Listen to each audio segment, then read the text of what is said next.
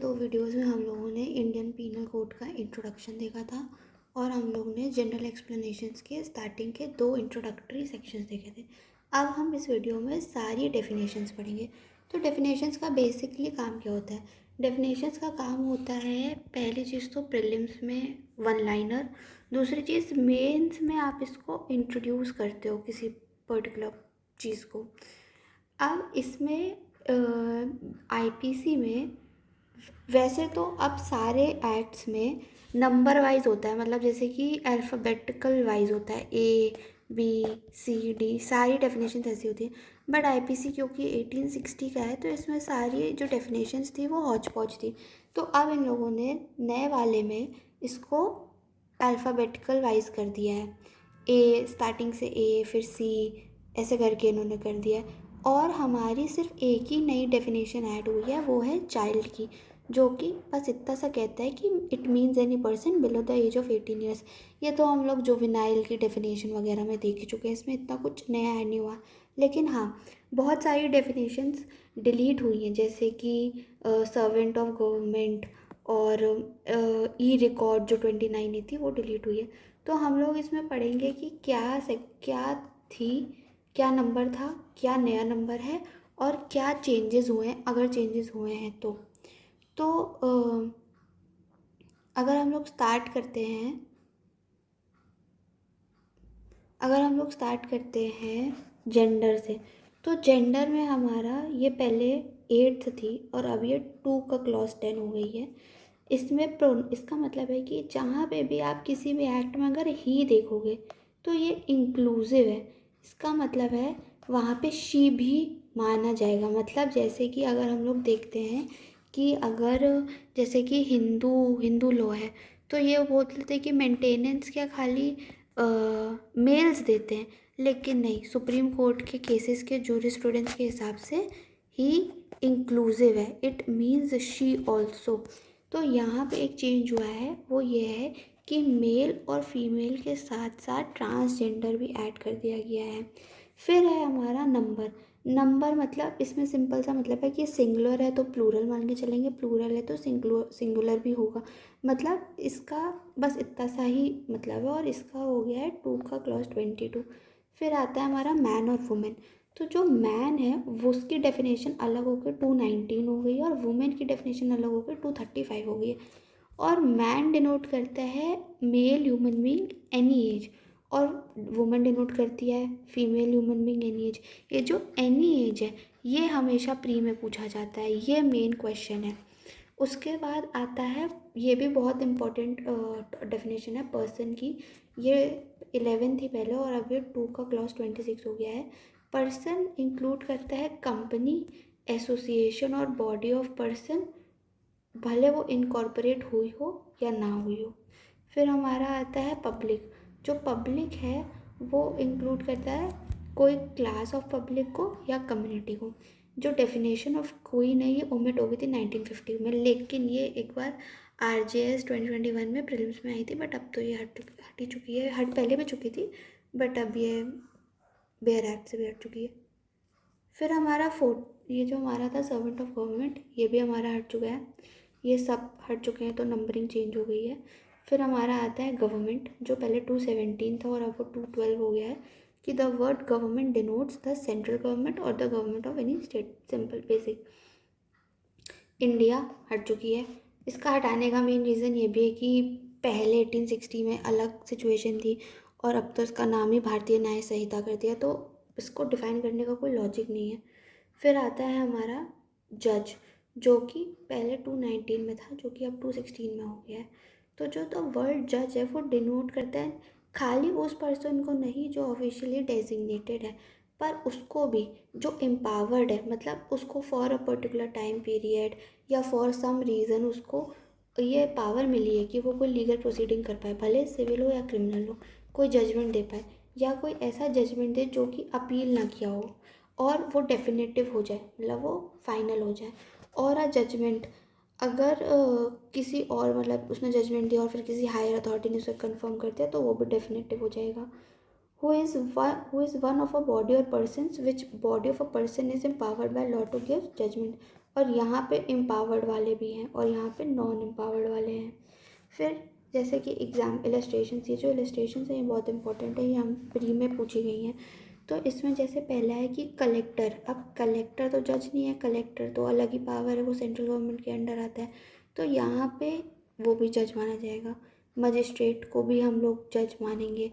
और जैसे कि अगर कोई मजिस्ट्रेट है जो कि कमिटल, जैसे कि यहाँ पे जो मजिस्ट्रेट है अगर वो खाली कमिट कर रहा है तो वो जज नहीं है। जैसे कि हम देखते हैं कि सीआरपीसी में अगर हमें मजिस्ट्रेट नहीं मिलता है जो 15 डेज़ के लिए रिमांड में भेजता है, तो अगर एग्जीक्यूटिव मजिस्ट्रेट अवेलेबल है तो वो 7 डेज़ के लिए रिमांड में भेज सकता है।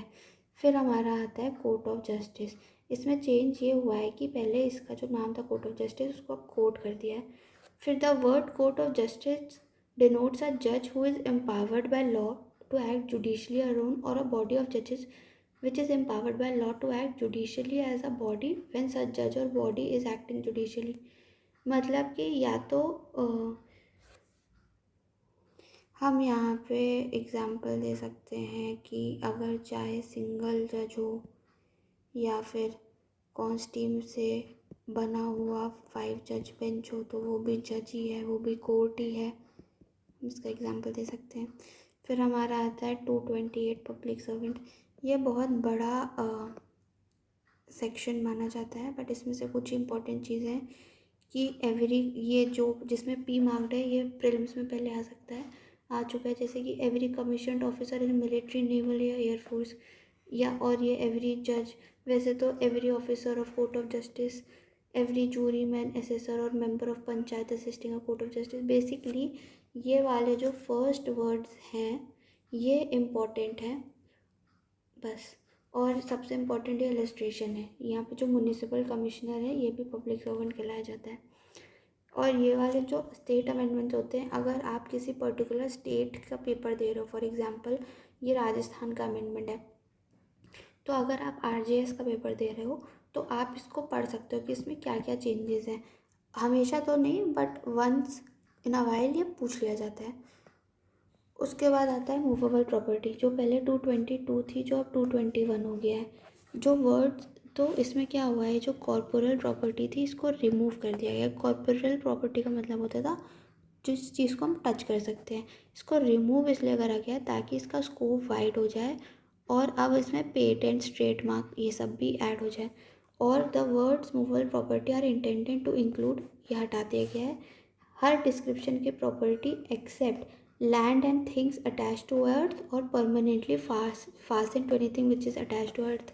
क्योंकि अटैच टू अर्थ वाली चीज़ तो इमूवेबल प्रॉपर्टी हो जाएगी, और जो चीज़ अर्थ से अटैच है और उससे कोई, जैसे कि एक बिल्डिंग में दरवाज़ा लगा है वो फास्टेंड है, जो चीज़ अटैच टू अर्थ है, तो वो भी तो इमूवेबल प्रॉपर्टी होगी जब तक वो उससे अटैच्ड है। और ये इमूवेबल प्रॉपर्टी टीपीए के अंडर आता है, इसलिए ये इमूवेबल प्रॉपर्टी का पार्ट नहीं है।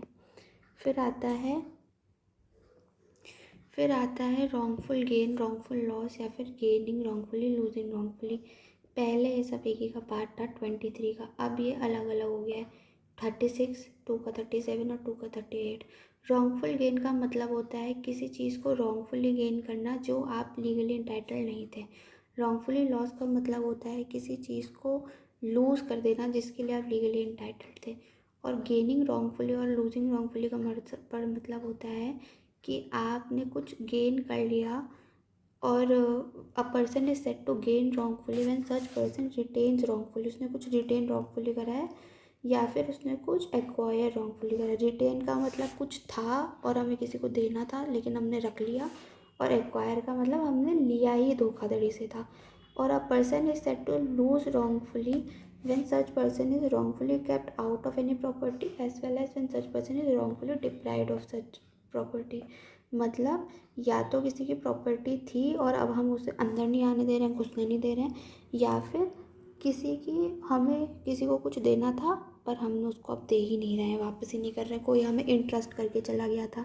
ये आगे हम लोग पढ़ते हैं ऑफेंसेस रिलेटेड टू प्रॉपर्टी में, जिसमें आप क्रिमिनल, ब्रीच ऑफ ट्रस्ट और डिसऑनेस्ट मिसअप्रोप्रिएशन ऑफ प्रॉपर्टी पढ़ते हो तो उसमें वहाँ पे आगे ये वाला कॉन्सेप्ट आता है। फिर fraudulently, a person is said to do a thing fraudulently if he does that thing with the intent to defraud but not otherwise. इसमें ये डिफ्रॉड बहुत इंपॉर्टेंट है, हमेशा इसी से क्वेश्चन आता है। फिर होता है reason to believe, a person is said to have a reason to believe a thing if he has a sufficient cause to believe that thing but not otherwise. Property in possession of wife और clerk और servant, ये हमारा section 3 का part है, तो ये हम 3 के साथ एक्स्ट्रा पढ़ेंगे। फिर आता है हमारा count of it. Count of it को समझ, जो कि पहले 2 का 28 था वो 2 का 4 हो गया। इसको समझने का सबसे सिंपल एग्जांपल है, अभी एक वेब सीरीज़ आई है शाहिद कपूर की, फर्जी। उसमें वो नकली नोट छापता है और लोगों को लगता है कि वो असली है। उसमें वो पकड़ के जब टच करके फील करके देखते हैं तो पता चलता है कि ये तो बिल्कुल असली है। तो बस यही मतलब होता है कि आप तब काउंटरफिट करते हो जब आप किसी चीज़ से रिजेंबल कर रहे हो और आपका इंटेंशन भी वही हो। और ज़रूरी नहीं है कि आपका इमिटेशन एग्जैक्ट हो, लेकिन आपका सामने वाले को ये पता चलना चाहिए, मतलब सामने वाले को डिसेप्शन हो जाए और वो चीज़ यूज़ कर ले। फिर आता है डॉक्यूमेंट, जो पहले 29 था और अब 2 का 8 हो गया है और इसमें ई रिकॉर्ड ऐड हो गया है।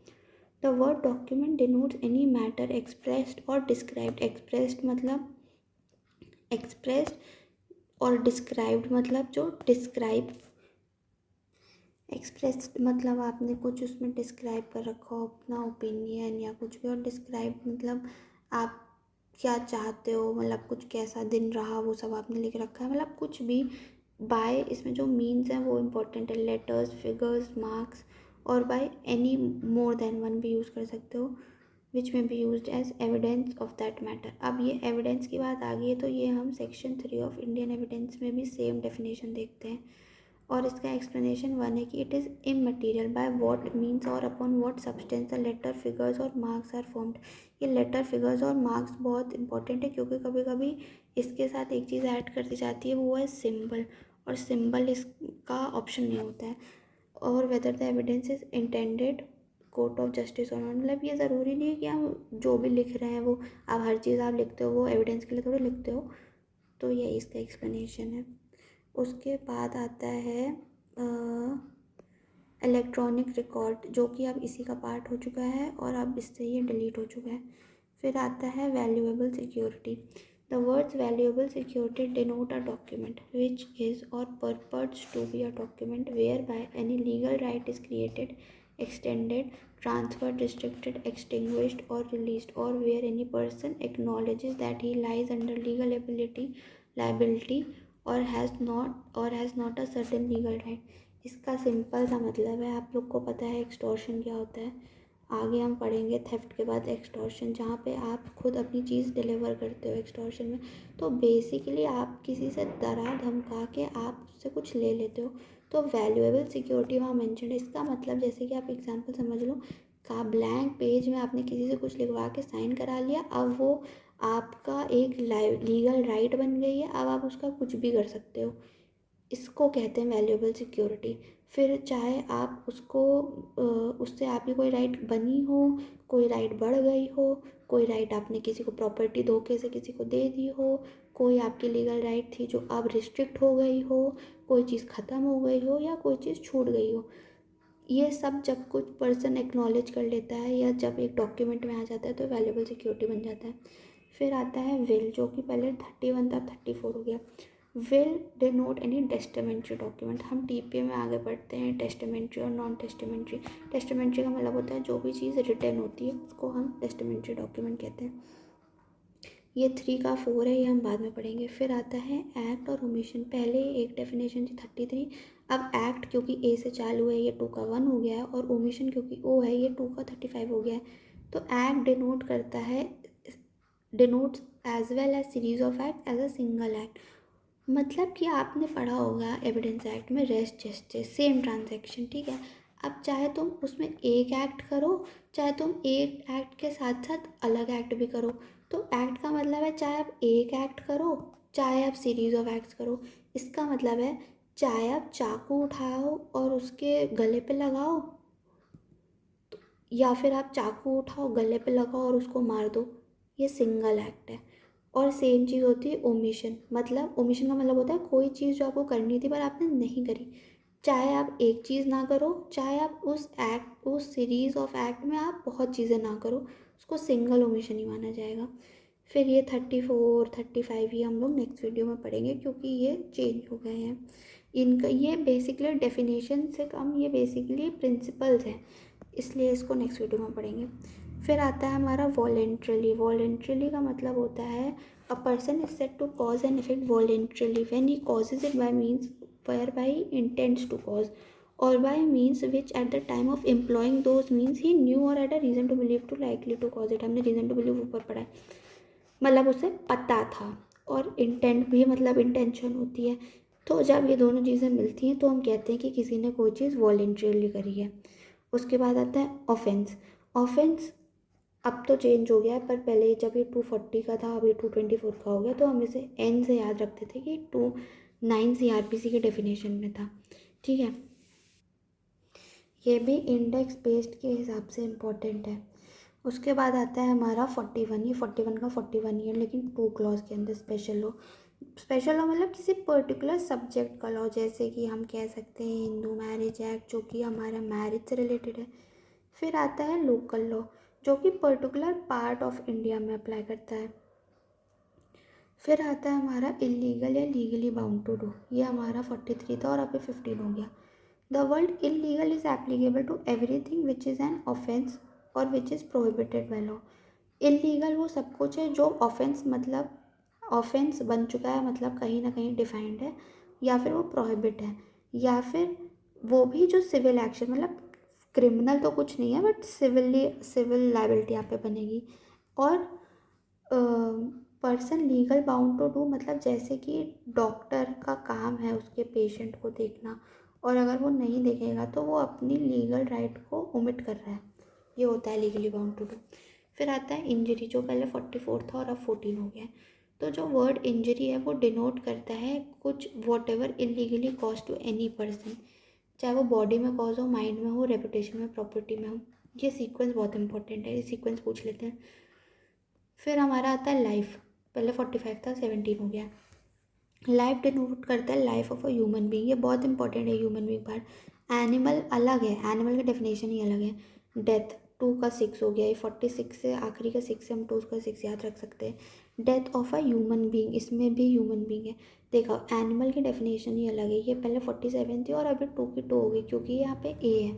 The word animal denotes any living creature other than human being, इसलिए यहाँ पे ह्यूमन बीइंग मेंशन्ड है। वेसल, वेसल पहले 48 थी अब 32 होगी। वेसल कोई भी ऐसा चीज़ जो human made for conveyance by water of a human being और ऑफ अ प्रॉपर्टी, मतलब टैंकर बोल लो, शिप बोल लो, कुछ भी बोल लो। फिर हमारा आता है year and month. Year and month हमारा पहले 49 था 20 हो गया।